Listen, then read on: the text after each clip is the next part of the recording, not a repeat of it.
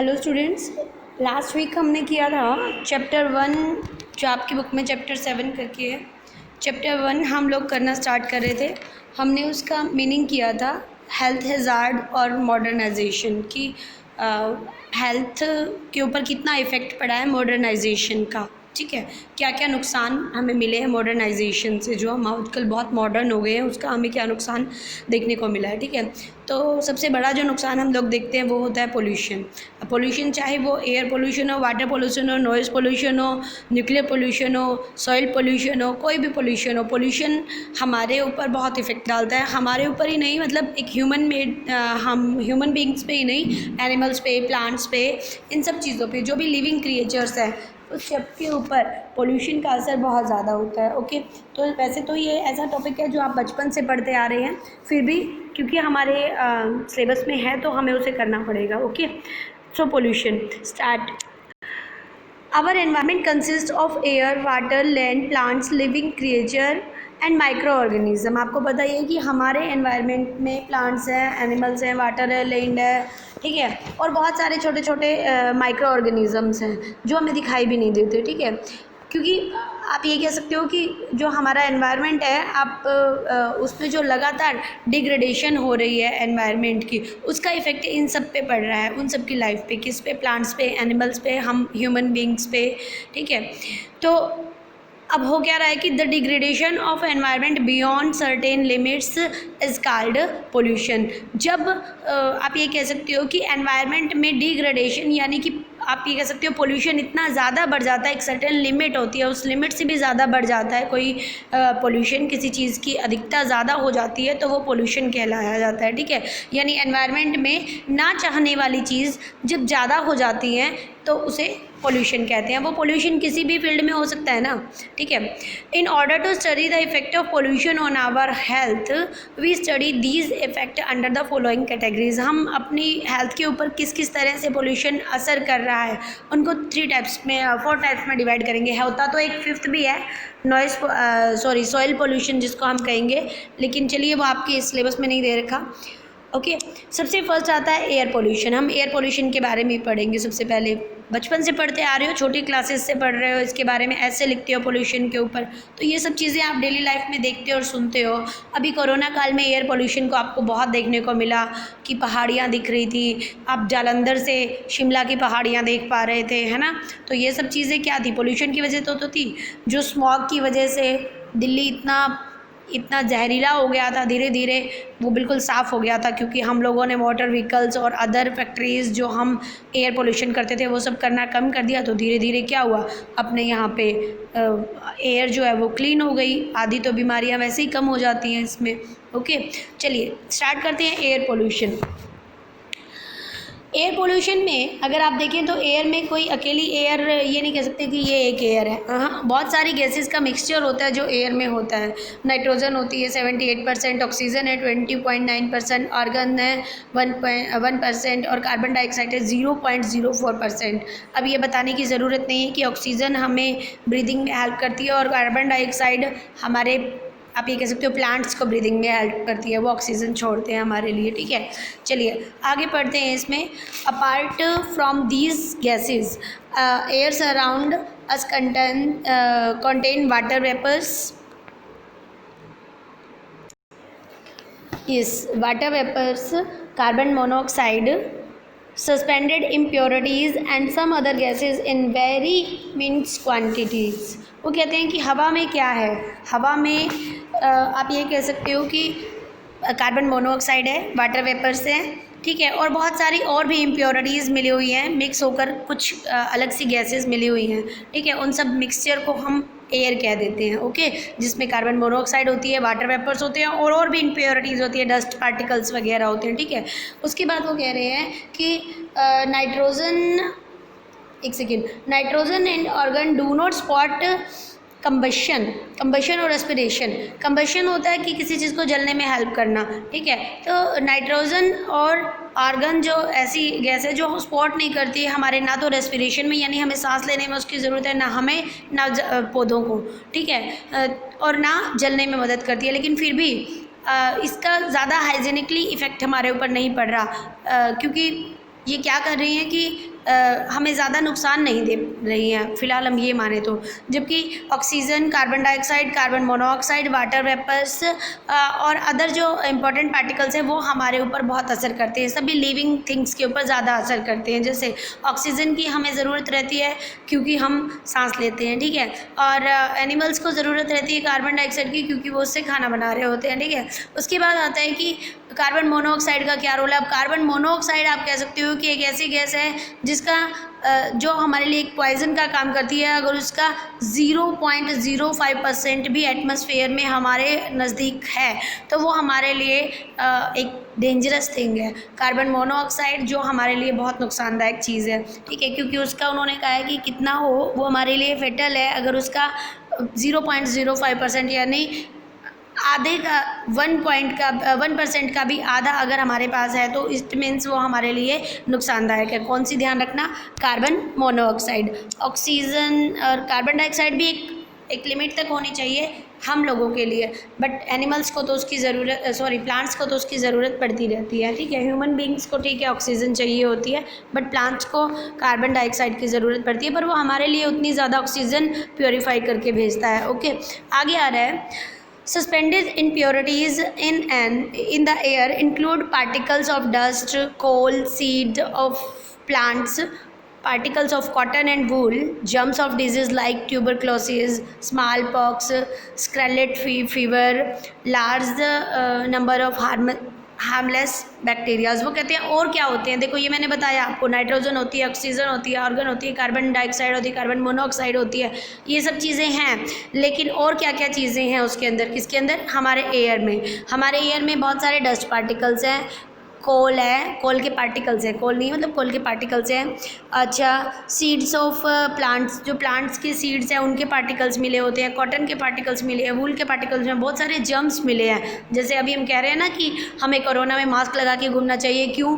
क्योंकि हो सकता है कि किसी ने अभी स्नीजिंग की हो और एयर पार्टिकल्स में उसके कोविड के जो आप कह सकते हो कि वायरस है वो हो और हमारे अंदर आ जाए। इसी तरह ट्यूबरक्लोसिस, स्मॉल पॉक्स, ठीक है, और एक फीवर होता है सेक्रेट फीवर बोलते हैं जिसे, उस टाइप के फीवर, और भी बहुत सारे बैक्टीरिया से आने वाले डिजीज़ एयर पार्टिकल्स में मिक्स होते हैं, और अगर हम उनके संपर्क में जाते हैं तो हमें भी हो जाता है। मतलब मे बी कि हम चल रहे हैं और वहाँ से पहले कोई निकला है जिसको है तो हमें भी होने के चांसेस रहते हैं। बहुत सारे वो कह रहे हैं कि और भी बहुत सारा है कि बहुत सारी इम्प्योरिटीज़ ऐसी हैं जो कि एटमॉस्फेयर में अलग अलग ट्रेड्स के थ्रू आ जाती हैं। जो भी लोग काम धंधा कर रहे हैं, जैसे हवा के थ्रू आ रही है, किसी ने कोई चिमनी लगाई है, कोई फैक्ट्रीज चला रहे हैं, उसके थ्रू बहुत सारी ऐसी आप कह सकते हो कि डस्ट पार्टिकल्स में मिक्स हो जाती हैं जो हमारे लिए बहुत सारी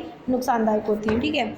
अब इतना आप समझे कि हम इसमें एयर पोल्यूशन के बारे में स्पेशली पढ़ रहे हैं कि एयर में बहुत सारी, एयर कोई एक नहीं है, एयर में बहुत सारी गैसेस का मिक्सचर है, ठीक है, और उस मिक्सचर में भी हम कह सकते हैं कि ज़्यादा हार्मफुल हमारे लिए कार्बन मोनोऑक्साइड्स है जो एक पॉइजन की तरह काम कर रही है, ठीक है, और भी बहुत सारे डस्ट पार्टिकल्स जो हैं वो और डिजीज़ के पार्टिकल्स, या आप ये कह सकते हो कि कॉटन के, वूल के, इन सब चीज़ों के छोटे छोटे पार्टिकल्स एयर में रहते हैं। ओके, नेक्स्ट पे स्टार्ट करते हैं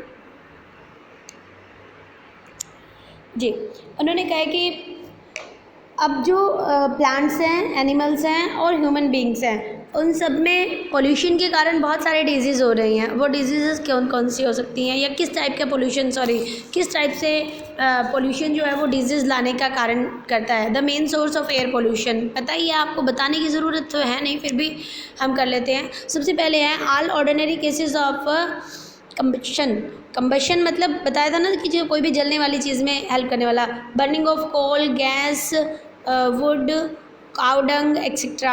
वो कह रहे हैं कि जो भी जलने वाली चीज़ें हैं जिनसे भी मतलब आप कह सकते हो कि फायर हो रही है, जो भी जलने वाली चीज़ों में हेल्प करने वाली चीज़ें, आप यहाँ से ये मान लीजिए, वो सारी बहुत सारी बीमारियाँ पैदा करती हैं, क्योंकि वो एयर में मिक्स होकर हमें बहुत बीमार करती हैं, हमारे लंग्स में चला जाता है वो जो उसका स्मॉग वगैरह होता है, ठीक है। सेकेंड है मोटर व्हीकल, क्योंकि मोटर व्हीकल्स चल रहे हैं तो उनसे जो एग्जॉस्ट होकर धुआं निकल रहा है वो भी हमें क्या कर रहा है, बीमार कर रहा है, हमारे बॉडी के लिए वो सही नहीं है, ठीक है। थर्ड आ रहा है electrical power plant using coal and diesel अब जो बिजली से चलने वाले आप कह सकते हो कि मतलब बिजली से चलने वाली जो चीज़ें हैं उसमें तो फिर भी देखा जाए, लेकिन जो डीज़ल और कोयला यूज़ कर रहे हैं बिजली से चलने वालों में तो हमारे पास नहीं होती है। आप ये कह सकते हो कि हम लोग बीमार नहीं होएंगे बिजली से चलने से, लेकिन बहुत सारी चीज़ें ऐसी हैं जो कोयले से या डीजल से चल रही है। पहले तो ट्रेन वगैरह भी ऐसे ही चलती थी, वो हमें बहुत बीमार कर रहे हैं क्योंकि उससे एटमॉस्फेयर में बहुत हार्मफुल गैसेस मिल रही हैं। ठीक है, आगे आ रहा है कि industries plants such as petroleum refinery, sugar mills, paper mills, cement factories, synthetic rubber etcetera की मैन्युफैक्चरिंग की जो इंडस्ट्रीज़ है, अभी आप पढ़ भी रहे हो ना मैन्युफैक्चरिंग इंडस्ट्रीज़, इनके नुकसान भी तो हैं। क्या नुकसान है इनसे? आप ये कह सकते हो कि इनसे बहुत सारा पोल्यूशन हम गेन कर रहे हैं अपनी लाइफ में, अपने एटमॉस्फेयर में, अपने सराउंडिंग, हमारे एनवायरनमेंट में इतना पोल्यूशन इन चीज़ों से फैल रहा है कि जिससे हम डेली आजकल नई नई बीमारियां आप लोगों को देखने को मिलती है ना। पहले लोग इतने बीमार कहाँ होते थे जितने अब होते हैं। ठीक है, उसके बाद है heating plants for homes and industries building.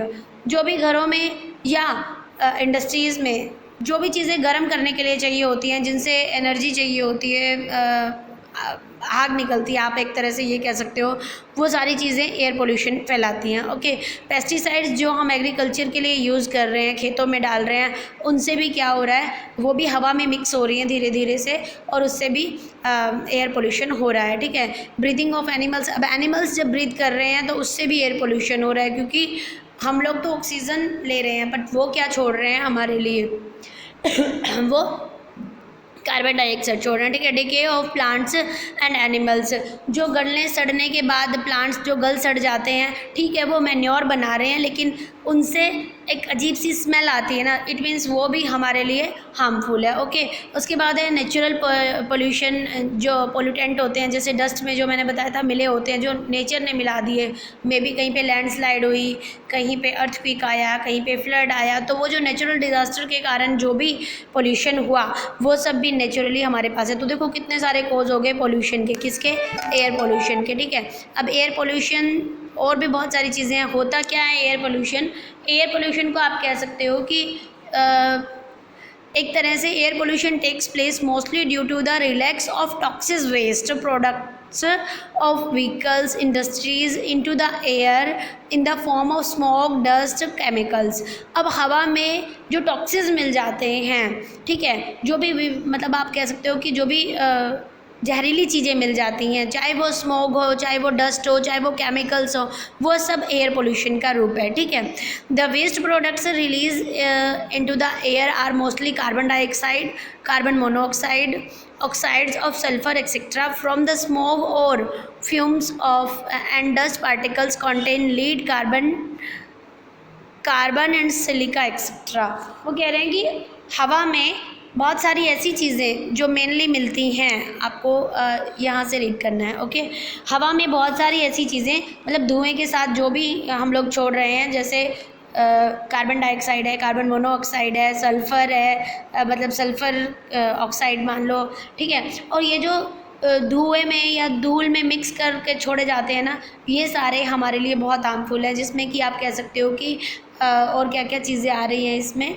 Lid है, लिड मतलब शीशा बोलते हैं इसको, लिड को। ठीक है, लिड है, और आप कह सकते हो सिलिका के जो छोटे छोटे पार्टिकल्स हैं, वो सारी चीज़ें हमारे लिए बहुत हार्मफुल होती हैं। आगे करें, the growing number of industries and vehicles is making matters verse.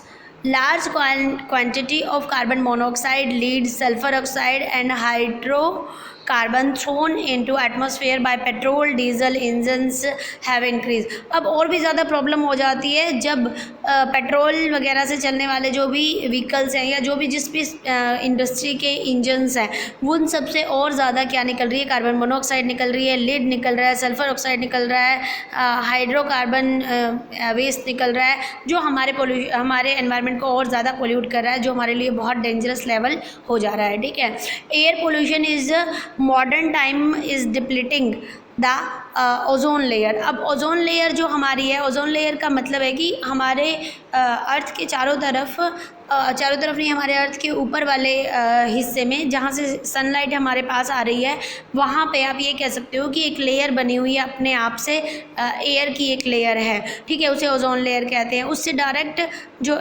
Sunlight है वो हम तक नहीं आती, उसकी हार्मफुल जो अल्ट्रा वायलेट रेज़ हैं वो हम तक नहीं आती हैं, हम लोगों तक वो एक तरह से छलनी का काम कर रही है और छन के हम तक आ रही है। लेकिन पोल्यूशन इतना ज़्यादा हो रहा है कि उस ओजोन लेयर में भी बेचारी में छेद हो गए हैं, और वो भी अब धीरे धीरे कम होती जा रही है। जब वो कम होती जा रही है तो ऑब्वियस है कि सन रेज डायरेक्ट हम तक आएंगी, और जब डायरेक्ट हम तक आएंगी तो पोल्यूशन तो बढ़ना और भी अच्छी तरह से होएगा, बल्कि डायरेक्ट जब हम पे सनरेज लगेंगी तो बहुत सारी अदर जो आप कह सकते हो कि डिजीज़ हम पे आ जाती हैं, हमें घेर लेती है अल्ट्रा वायलेट रेज से। तो मैशल्स वगैरह हो जाते हैं, चिकन पॉक्स होता है, कैंसर होता है, ठीक है, बहुत सारी ट्यूबरक्लोसिस होता है, बहुत सारी ऐसी प्रॉब्लम है जो अल्ट्रा वायलेट किरणें डायरेक्ट अगर हम पर पड़ती हैं तो हमें इस टाइप की बीमारी हो सकती है, ठीक है। एक और इन्होंने कहा है कि एयर पोल्यूशन हैज़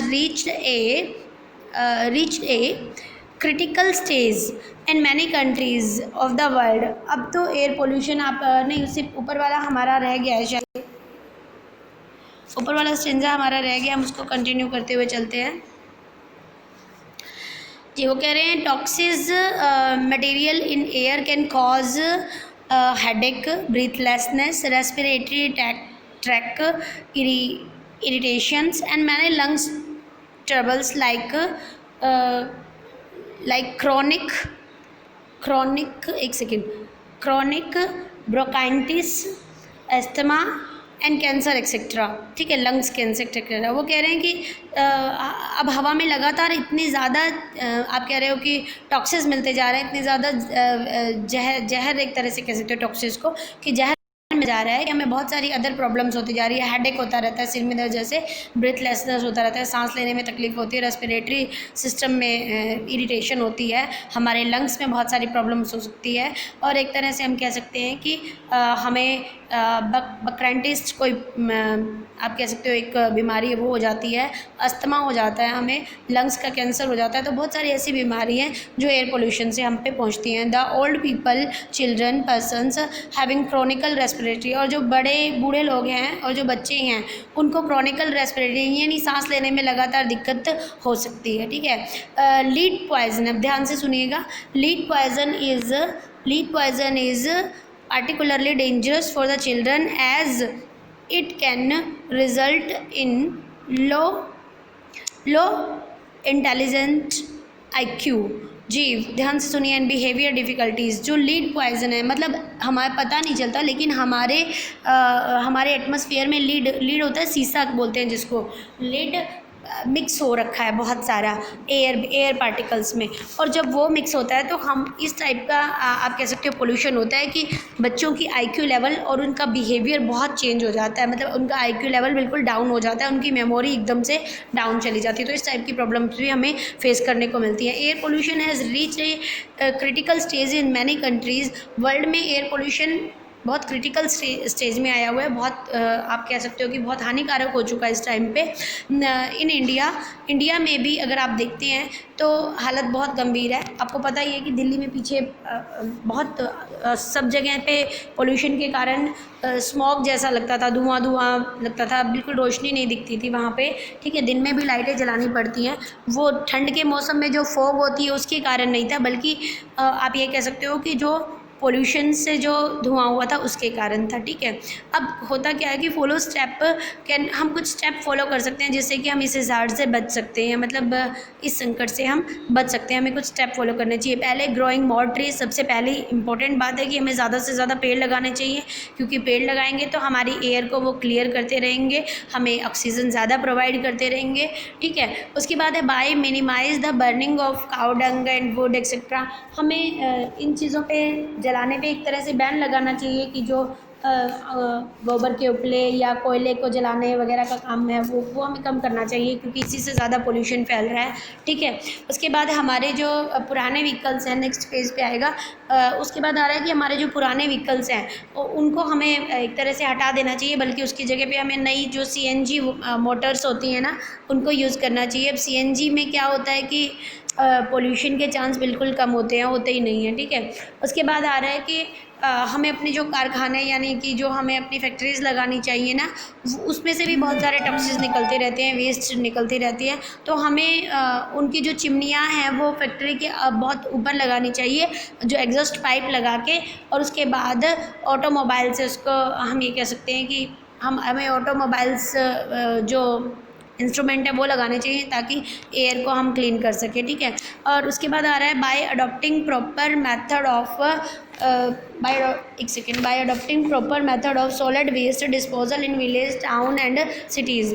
हमें टाउन्स में सिटीज़ में जो वेस्ट प्रोडक्ट्स हैं उनको डिस्पोजल करने के लिए एक प्रॉपर मेथड यूज़ करना चाहिए, नहीं तो लोग इधर उधर जहाँ तहाँ फेंक देते हैं और फिर एयर पोल्यूशन करता है। Okay, by keeping our towns and cities clean, हमें अपनी सिटीज़ को और टाउन्स को हमेशा क्लीन रखना चाहिए। ये मैंने आपको एयर पोल्यूशन का करवाया है। अभी हम इसमें वाटर पोल्यूशन, नॉइज़ पोल्यूशन और न्यूक्लियर पोल्यूशन भी करेंगे, ठीक है।